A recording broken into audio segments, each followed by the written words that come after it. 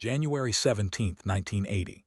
Silver Thursday. Silver touches $50 an ounce, and for a brief, incandescent moment, the market behaves like a physical thing, like gravity finally remembered it exists. The Hunt brothers, Texas oil money with a gambler's appetite, had amassed an enormous position and pushed silver into a frenzy. Then the exchange did something that should make you feel cold if you understand what a market is supposed to be. They changed the rules. Overnight. Liquidation only. You could sell, but you couldn't buy. The doors were locked from the inside. The price didn't fall because miners discovered a hidden mountain of silver or because industry stopped using it. It fell because the casino owners decided the game had run long enough. That event didn't fix a broken market. It taught Wall Street how to rig it permanently. Today, the price of silver is not primarily discovered by people who touch the metal. Miners, refiners, manufacturers, jewelers. It is discovered by high-frequency algorithms trading digital contracts, contracts that settle in dollars, contracts that can multiply faster than any vault can fill. And the silent crisis isn't that silver is suppressed in some cartoonish sense. The crisis is structural, legal. Written into rulebooks and plumbing. The screen price is a photograph of a mirror. In 10 minutes, I'm going to show you the clause that proves the exchange does not intend to give everyone their metal, even if they are right. 2 words that turn ownership into theater. Cash settlement. So why does this matter to you? If you're not a billionaire trying to corner a market, if you just want a real asset you can hold outside the banking system, the silver market is split into 2 worlds. The first is physical silver, heavy, finite, stubborn. The second is paper silver, claims on silver traded like playing cards. The beating heart of paper silver is the COMEX futures market, part of CME Group. Futures were invented as tools, a way for farmers and miners to hedge price risk. You lock in a price today so you can run a real business tomorrow, but somewhere along the line the tool became the master, and the hedge became a casino. In a futures market, you can control a large amount of metal with a relatively small amount of money. Leverage. Most contracts are never delivered. They're closed, rolled, netted, or cash settled. That's not a scandal by itself. It's how futures normally work. The scandal is the ratio, the sheer industrial scale of promises made against a small pile of real bars. COMEX reports inventory in categories, and one of the most important is registered, metal that is specifically available for delivery against futures. This is the metal that can actually leave the building. Now compare that registered inventory to open interest. The number of outstanding contracts that represent claims. When open interest represents many multiples of registered inventory, you're no longer dealing with a market. You're dealing with a fractional reserve metal bank, without the word bank. Now, here is the simplest metaphor that doesn't lie. Imagine a coat check at a massive party. There are 100 coats in the back room. The attendant issues 20,000 tickets. As long as most people keep dancing, the tickets feel real. They trade hands, they have a price. But what happens at midnight when everyone tries to leave at once? There are not enough coats. There were never enough coats. The system only works if you don't ask for the coat. The paper-silver market works the same way. It can create liquidity, it can create volume, it can create a price. But it cannot create atoms. Look at the daily trading volume in paper claims, and then look at how little registered silver exists for delivery.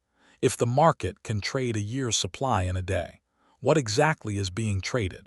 This is not just theory whispered in bullion forums. It is documented misconduct. J.P. Morgan paid nearly $1 billion in penalties and fines related to spoofing in precious metals markets, actions prosecuted by the U.S. Department of Justice and penalized by regulators including the CFTC. Spoofing is the practice of placing large orders to create a false picture of supply or demand, then canceling them before execution, after the price moves. The important detail is not just that it happened. The important detail is what the punishment signals.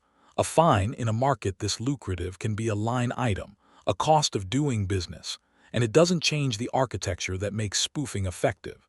If the market is primarily paper, the fastest hands win. Now meet the ghost that haunts every fractional reserve system, the bank run. We usually imagine a bank run as people demanding cash. But in commodities, the run is people demanding metal, and the logic is identical. If there are more claims than there is inventory, The system is stable only when people accept the claim as good enough. The day they stop accepting it, the system reveals what it is. History is littered with unallocated account disasters, where customers believe they own metal but legally they owned a promise, a general liability of an institution. MF Global 2011 is the modern parable. The brokerage collapsed, and clients learned brutally that segregated and safe can become negotiable words when a balance sheet is bleeding. Customer funds were improperly used to cover the firm's obligations. Years of legal cleanup followed. The lesson is not that every broker is MF Global. The lesson is that in a crisis, legal structure matters more than your feelings. Allocated metal is supposed to mean specific bars set aside for you. Unallocated means you are a creditor, and creditors stand in line during liquidation. When you buy silver exposure, are you buying silver? Or are you buying someone else's promise to maybe find silver later? Now, why this time feels different? Why the paper structure is under more strain than it was in earlier decades. Because silver isn't just a shiny coin in a drawer. It's an industrial metal with a growing, unavoidable role in modern electrification. Solar panels use silver in conductive paste. Electronics use it for conductivity and reliability. EVs and charging infrastructure add demand through complex supply chains. The key point is not a single forecast. The key point is that industrial demand is not a fashion trend. It's physics. You cannot replace conductivity with a press release. Industry doesn't care what a futures contract says. You can't solder a circuit with exposure. And as the physical market tightens, the paper market becomes more dangerous. Because paper has a habit of quoting a price for metal that isn't actually for sale. This is where premiums begin to tell the truth. The screen says silver is 30. But try to buy 1,000 ounces delivered, reliably, from a dealer during a stress event. Watch what happens to availability. Watch what happens to premiums. The premium is the market admitting under its breath that the posted price is not a real offer. And that brings us to the catalyst. The moment the two worlds diverge so violently that the lie cannot be maintained. The break between spot price and physical price. You can see hints of this in cross-border premiums. Especially in Shanghai, where the physical market often demands higher prices than London or New York, reflecting local tightness and different settlement culture. When premiums persist, it suggests physical metal is not flowing smoothly enough to flatten differences through arbitrage. Arbitrage only works when the metal can move, when logistics, inventories, and trust fail. The one-price theory becomes a classroom artifact. Look at premiums, not the headline spot price. If real metal costs meaningfully more than the screen says, which one is the real market? Now picture a plausible chain of events, not a fantasy, not a Hollywood run on the vault, just a rational reaction by someone who needs silver to manufacture. A major industrial buyer panics about supply, an electronics giant, a solar manufacturer, an automaker with long supply commitments. They don't want price exposure, they want metal certainty, so they decide to secure delivery. They go where the world is told liquidity lives, the futures market. They buy contracts and instead of rolling them like everyone else, they stand for delivery. This is the moment the coat check becomes a crime scene. If too many participants demand delivery at once, the warehouse system faces a choice. Deliver metal they may not have available, or invoke the escape hatch built into the rulebook.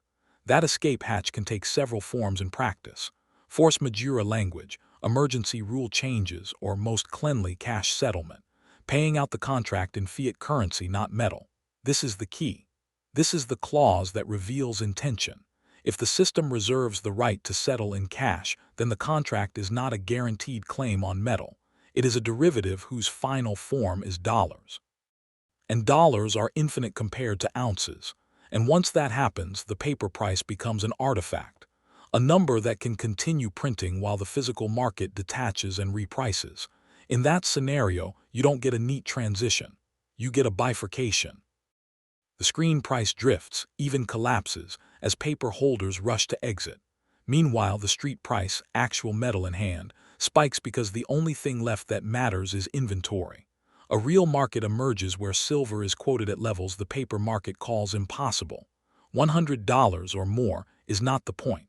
The The point is that the posted price is no longer the price of metal. It's the price of a claim that can be paid off in cash. If the disconnect happens tomorrow morning, will you be able to buy silver at the price, or will you be offered an apology and an out-of-stock sign? We've seen previews. March 2020 offered a rehearsal. Dislocations, delays, premiums exploding as supply chains seized. The system didn't break then, but it showed you where the stress points are. Now the solution, and it's brutally simple, which is why people resist it. If you can't hold it, you don't own it. Paper can be an instrument, it can be a trade, it can be a temporary proxy, but it is not the same thing as metal when the system is stressed, because paper introduces counterparty risk, the risk that someone else cannot or will not perform when you need them. Think of ownership as a hierarchy, a ladder where each rung adds convenience and also adds dependence. Physical in your possession, no counterparty, allocated storage in a reputable vault, less convenience, still specific metal, unallocated pool accounts. You are a creditor, ETFs. You rely on authorized participants, custodians, and structure, futures and options. You rely on the exchange, the clearinghouse, and the rulebook. This is not about paranoia, it's about legal reality. In a crisis, the question becomes, what is deliverable and to whom? Now practical steps. Quiet, boring, effective. First, physical bullion, coins versus bars. Coins tend to be more liquid, more widely recognized, easier to sell in smaller increments, but often carry higher premiums. Bars can offer lower premiums per ounce, especially in larger sizes, but can be harder to sell quickly and may require assay or trusted channels. Second, sovereign-minted coins. Government-minted coins, American Eagles, Canadian Maples, Philharmonics, are standardized, recognizable, and harder to dispute in a fast transaction. Generic rounds can be fine. But in a stressed environment, recognizability becomes a form of liquidity. Third, if you must use a fund, understand structure. There is a meaningful difference between vehicles that are essentially trading instruments tied to authorized participant creation and redemption processes, and vehicles designed to hold allocated metal with a closed-end structure. The conversation often centers on SLV versus PSLV, and the point is not a slogan. It's the mechanism of how metal is sourced, held, audited, and redeemed, and for whom. And one more rule, the kind that sounds obvious until you watch people ignore it in real time. Don't wait for the headline price to spike, because when the screen starts screaming, the dealers stop quoting, premiums expand, inventory disappears, shipping delays stretch. You don't buy insurance when the flames are already licking the doorframe. Look at premiums during stress events. The price move is not the main danger. The main danger is not being able to access supply at any price you consider reasonable. Now we close the file. The silver market is the smallest door with the most people trying to squeeze through. That's why it's so frequently distorted. Not because silver is special, but because it is thin. And because paper can overwhelm thin markets like a flood overwhelms a basement. The paper game works until it doesn't. And when it doesn't, the system will not apologize. It will point to the rulebook. It will point to clauses written long before you arrived. It will say you received fair value, in dollars, even if what you wanted was metal. So what should you watch? Next week, not next decade. 1. COMEX registered inventory. Is it draining or stabilizing? 2. Shanghai premiums. Is the East consistently paying more than the West? 3. Solar demand and industrial consumption data. Is usage accelerating faster than supply growth? In a world of paper promises, reality is the only safe haven. Secure your reality. I'll see you in the next